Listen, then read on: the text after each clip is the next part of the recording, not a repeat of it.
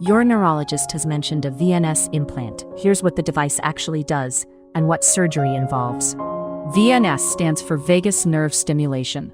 A small device sits under the skin of the upper chest, wired to a nerve in the neck.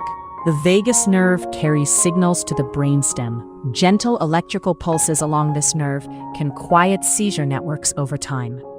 Doctors most often consider VNS for drug-resistant epilepsy, when seizures continue despite trying at least 2 appropriate medicines. It is also approved for adults with chronic depression that has not improved after 4 or more antidepressant treatments.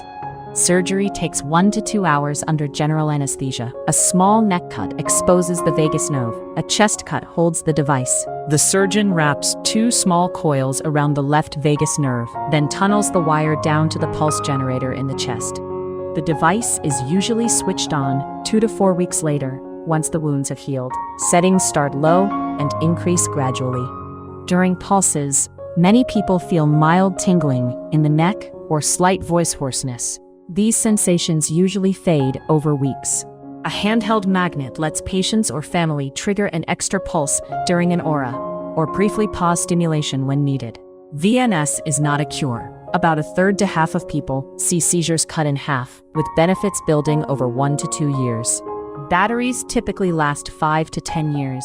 Replacement is a shorter procedure that swaps the chest device without touching the neck lead. Tell any doctor, dentist, or scan technician about the implant. Newer devices allow MRI under specific safety protocols.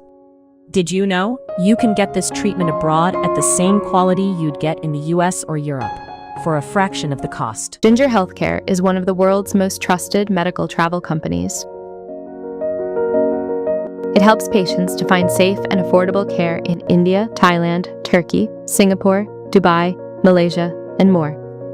Visit ginger.healthcare or check the description for details.